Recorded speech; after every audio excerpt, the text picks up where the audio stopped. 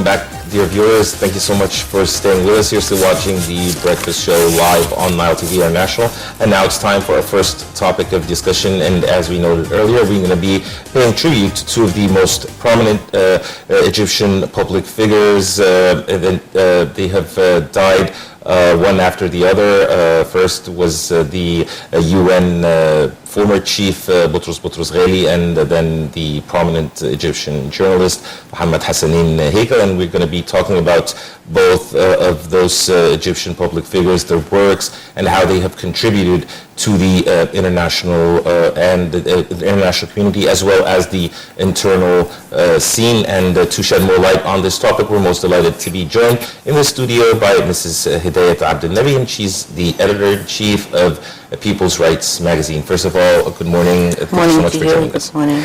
Good morning, Ms. Hedayat. First, let's talk about influential and prominent journalist Mohammed Hassanin Heikel, and can you shed light on his life? Well, I can shed light on a certain period where I worked with him. I came from university to Ahram. I joined Al-Ahram through him, and I worked with him around 3 years, 4 years, before he left Ahram. He was an extremely organized person, extremely knowledgeable. He was on top of the world. I mean, no journalist around him could be equal to his knowledge. I personally feel that his contribution, a part of being a witness on the history of Egypt before 1948 until he passed away, is his contribution for his vision for the world. He was ahead of time.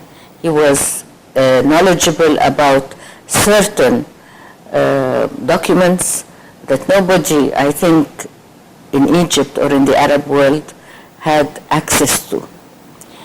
For example, the documents of the Library of Congress and the British Library. Of course, the Library of Congress is the #1 library in the world. And he had access to the most important political documents after they were released. So this made him always ahead of everybody. Nobody could compete with him, let alone that we know that he had direct access to the late President Gamal Abdel Nasser, and this also nobody could compete with him. Then his books came out in a later stage. No, not in a later stage, because his first book came before he had this fame in Egypt, which was Iran over a volcano, Iran Fawqa Burkan. This was his first book. But then many books came out, and he wrote many of them in English, then translated into Arabic, not vice versa. And his books were translated to all the languages of the world. So his imprint will be always remembered as a man of scope, a man of a new century. He was ahead of his time. He was a man who, of course, we all know his style was beautiful. Nobody could really compete also with his style in writing Arabic. And this, I think, goes to his, he learned the Quran, the holy book. He knew it by heart. And therefore, this gave him excellence in the Arabic language. And then he stayed on top. I mean, he left Ahram, but he did not denise. I don't know, he went into a new phase, and he still was on top of the world. And he stayed like that until he passed away. What were the most controversial stances of Heikel throughout his lifetime? Well, I think I would be very honest that Mr. Mohammed Heikel was a man who was loved, and in the opposite direction, love was lacking. I mean, he was not in the middle. You couldn't take a middle position on him. It's either you loved him or you didn't love him. So he's a controversial figure. But the people who loved him are more than the people who did not love him. I think so. Number two, his most controversial, of course, position in life is his closeness to the late Gamal Abdel Nasser. Yes, this is my coming question to you. About how to describe his relation with late President Gamal Abdel Nasser. Well, I think he was extremely clever to come that close to the late president. Yeah, he trusted him. Of course, he trusted him. And then he was his speechwriter. He was a minister. He was a minister later on. He was appointed as an information minister in 1970. Yeah, but that was under Sadat, I think. Right or wrong? He was appointed under Abdel Nasser. Yes. Are you sure? Anyway, yes. It's a minor point. What is important is that he was very clever in becoming the only journalist who had access, direct access, meaning he could go into the office of Gamal Abdel Nasser. He can call him on the phone anytime. He receives his phone calls. He's speechwriter. He was also the man who wrote the most important documents during the period of 1952. He has relations also with many world leaders. Of course. Personal relations. Yes. Of course, because the world looked at Ahram as the spokesperson of Egypt. Yes. And therefore, he had access to the world through this position that he's being editor-in-chief and chairman of the board of Al-Ahram. For 18 years, I think. Yes, a long time, yes. And, but he, of course, revolutionized Al-Ahram. He made this beautiful building, which today carries his name according to the newspaper, Al-Ahram. They took a decision yesterday in a meeting of the board. So the building was built by him. Yes, okay. During his leadership. Editorship of Al-Ahram. And today the building is named after his name. So I think the most controversial part of his great career, which of course is the period which contributed most to all the documents he has and the wealth he has in terms of documentation, is that of his closeness to the late President Gamal Abdel Nasser. So Hegel wrote over 50 highly regarded books on Egypt and Middle Eastern politics. In your opinion, what is the most influential book? I can't say the most influential because his books are all very important books because they, in a way, they register history and the interpretation of history from his point of view. I would say the book that had a lot of, say, explosive effects in Egypt is his book about the autumn of rage, Kharif al-Ghadab. Yes. Because this book followed the period when he was imprisoned by late President Sadat. And the book was a little bit very harsh and had nuances. He described his years in prison? It followed his years in prison, that book. And it created a lot of havoc. I mean, people were also for the book and people were against the book. So he's a remarkable figure. Yes. I would say, quoting his wife, Mrs. Hediyet Taimur, that he was a unique person. That would be my judgment of. And also, what's your comment about him predicting or talking about one of the igniters of the Egyptian revolution, heritage, in that it's going to make an outburst among the people? What do you think about that? Like foreseeing it before it indeed happens back in 25th of Jan 2011? Well, I think the situation was so clear, but he had the vision and the way to talk to put things in the right perspective. And of course he had a foresight. He was a political analyst. He was not only a writer, he was not only a person who was interviewed on television, he was not only a politician, he was not only a journalist. He was a combination of many things. Among them his analysis, which was extremely prudent. Moving to prominent diplomat Boutros Ghali, who passed away a few days ago. A day before Mr. Yes, Hickel. a day before Mr. Hickel. How do you evaluate and describe his leadership to the international body, the UN, the United Nations, as he was the first Arab and African leader of the UN, of the United Nations? So, Well, what's your take on this? I'd like to say that I was close to that period because I worked with him. Yes. I was in charge of the United Nations Information So Center. luckily you worked with both great men. Yes, I had the honor of working with both. With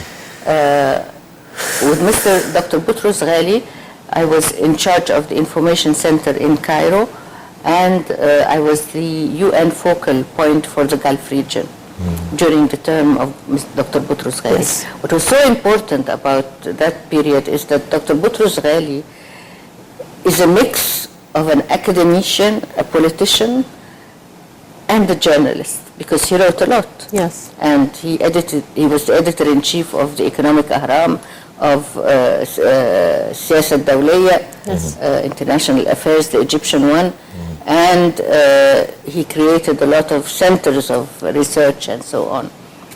So when he became the Secretary General of the United Nations, which was a big event for Egypt, the Arab world, and Africa, he created research on peace and development, which were developed into what was called the Blue Books. And he was extremely interested in having them, spread all over the Arab region. And part of my mission was to execute his orders, that the book reaches the majority of the people in the Arab region.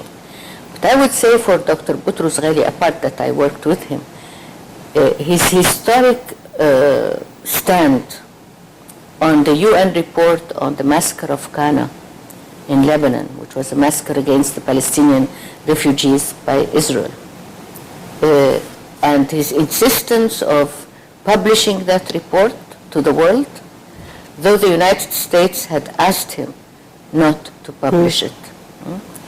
I would believe that this is his greatest achievement, because he showed the world in one moment and in a second his decision to be independent. He is not the servant of states. He has a role to play. And unmasking the atrocities committed by Israel against the Arab world is also deemed as a patriotic role by many. No, but this one especially, because the United States had categorically requested non-publishing of the report. And he did not abide with the U.S. request, though the massacre happened in 1996, the first half of 1996. At the end of 1966, there was the re-election of the post of Secretary General, so he put at stake his re-election. And I think he did understand that he is putting it at stake. So this is extreme courage, extreme courage. And it shows a man of nobility, a man of dignity, and a man who is independent. So I really admire his position, he was really a gentleman. And to tell you something, because we were a team in Cairo, he was a very modest man. We were his colleagues, and he treated us as colleagues. We didn't feel that, we are working with the UN Secretary General. Of course, we respected him a lot. But he didn't have a bossy attitude. Not at all. Not at all. So he was a real nice man. Also, UN Secretary General Ban Ki-moon lauded Boutros Ghali as a memorable leader who rendered invaluable services to world peace and international order. Yeah, he's not the only one who spoke highly of Dr. Boutros Ghali. Yeah. The UNESCO chief spoke so highly of Dr. Boutros Ghali. Thousands of mourners, and also there was a military funeral that was held. Of course, Egypt gave him the honor of the military funeral. Of course, he deserves it. But it is so impressive that President Sisi also was there. He bid him farewell. But I want to say that the world also paid tribute to Boutros Ghali when the Security Council stood 1 minute of silence the night of his death. And I think this was very indicative that it is your position, what you take as a stand, that matters. It's not the interest. His interest was not to go against the United States, but he defied the United States, and he went along with the report of the UN on Ghana. The world honored him in the Security Council. So that really what counts for people. The veteran diplomat Boutros Ghali was named Secretary General of the International Organization of the Francophonie. So can you tell us more about this stage? Well, I think this was very important because when he left the United Nations, he didn't get the second term because of the U.S. veto. He was appointed as for Secretary the General. Yes. I was not then working with him. Yes. I was just, when he came to, I lived in Geneva, so when he came to Geneva, I used to see him on and off. He did an excellent role. He was very, very interested that Egypt plays an important role in that organization, which is a very important organization which holds all the French-speaking countries worldwide, especially in Africa. And it was very good because he did not, like Mr. Hakel, which we said that he left Tehran, but he stayed on the top of everything.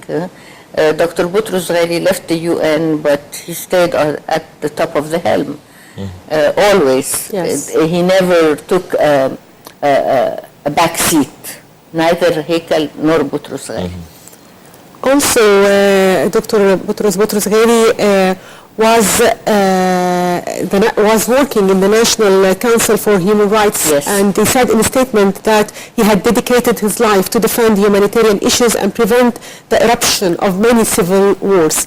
And he did take part in peace negotiations in many of world countries. So to what extent he's considered as one of the prominent defenders of human rights movements in the world? Well, his publications in the Foreign Ministry, when he was Minister of State for Foreign Affairs, as they were called the White Books, and then at the UN, the Blue Books, which were Agenda for Peace and Agenda for Development, were a great contribution to his thoughts about what he would like to see the world develop. I attended Camp David, peace agreement as well? Well, of course, he was a vital player in the peace process and in being on the right or left hand of the late President Sadat when he went to Jerusalem. And, he was a remarkable politician, mixed with academia, with a lot of vision also. I think he issued the report just before he left the chairmanship of the Human Rights Council, the Egyptian one, which people regarded as a very critical report on the situation of human rights. That was before the revolution of 2011. And this speaks about the man. He says the truth. He has integrity. So do you deem this report back then when it was issued as shocking to some? Of course, it must have been shocking to those who were in power at the time, especially that people who are in power don't believe that there are people who have integrity and come out and say... speak out against them. Speak out against the situation, okay? And they think that interests are more important, that for me to, I don't know, to have this position or that position or... to be used as a propaganda machine. Yes, or something like that. But no, he neither at the UN nor in his country, Egypt, did he give in. A defiant figure.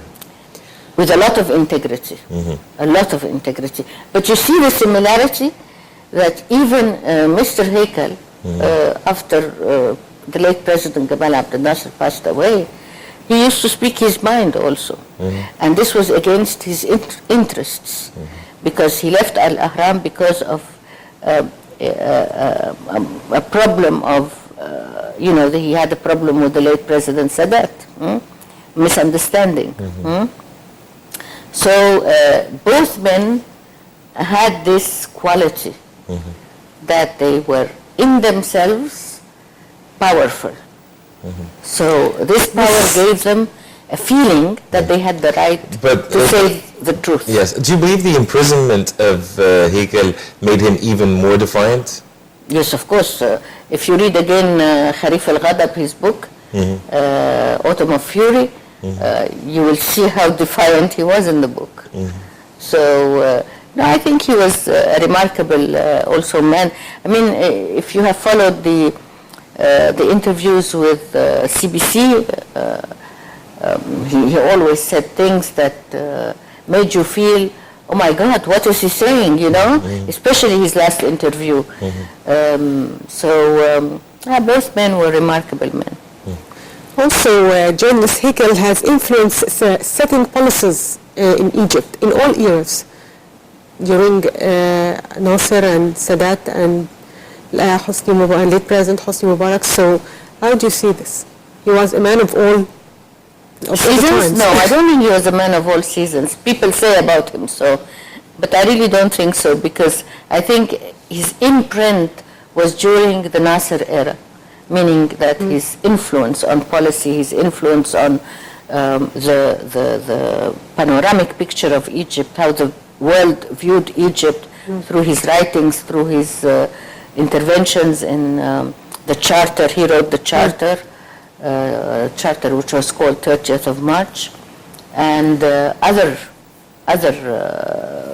publications of the revolution or of the ruling elite.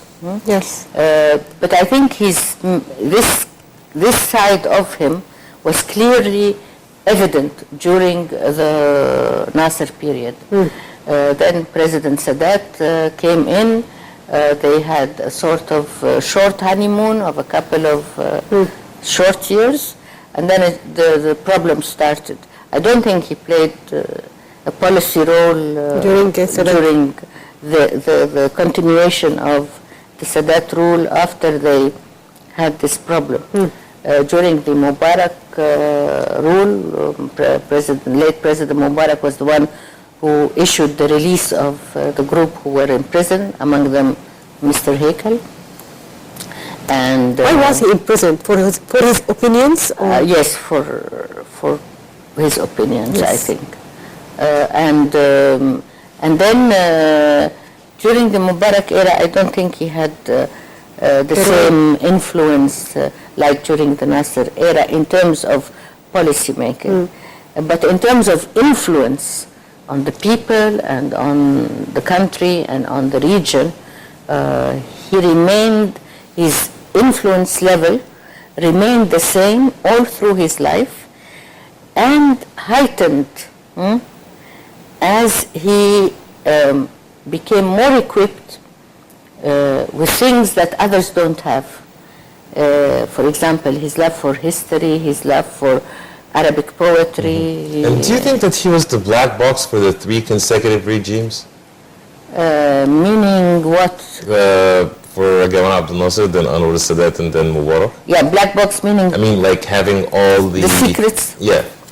I don't really know, but he had a panorama of outlook, which enabled him, plus the documents of the Nasser era, to have access to things nobody knows.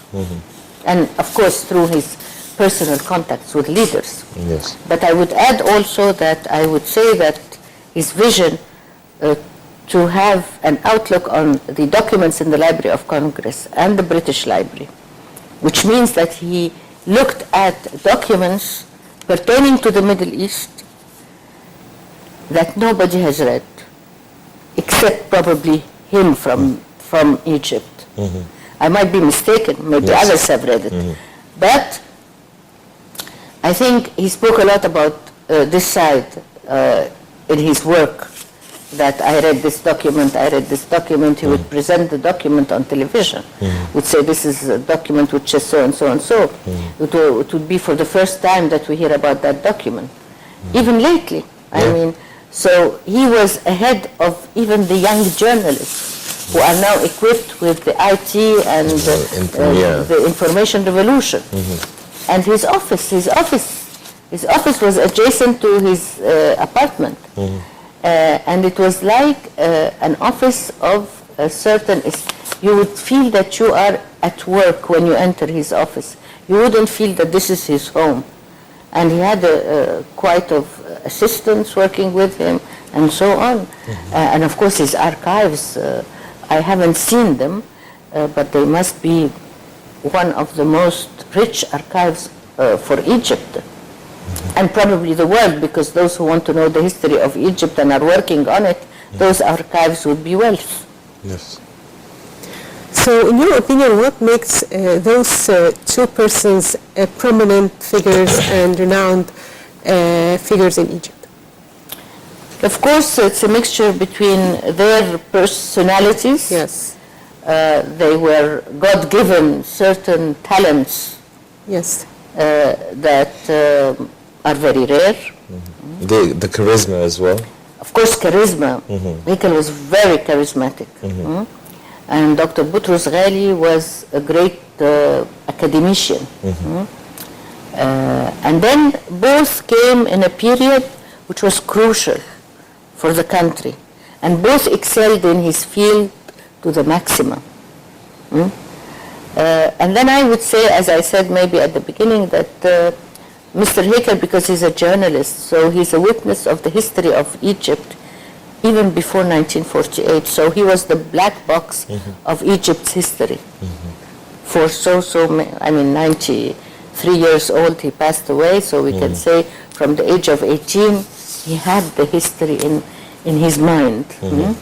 And Dr. Boutros Ghali, of course, because he comes from a very wealthy Egyptian family and very aristocratic Egyptian family, had the nuances of this mixture between being on top of society and at the top and mingling and interacting with the 1952 revolution. So it's a nice mix. Yeah. Indeed, it was a great loss. The death of both men were a great loss for Egypt, and we hope that in the future we will have some real talented men like both Heikel and Boutros Ghali. At the end of this discussion, we'd really like to thank you, Mrs. Hediyet Abdel Nabi, Editor-in-Chief of the People's Rights Magazine. Thank you so much for your insight, and thank you for being with us. Thank you both. Thank you, Mrs. Hediyet. And dear viewers, a short break, and then we'll be back to resume the remaining segments of The Breakfast Show live on Nile TV International.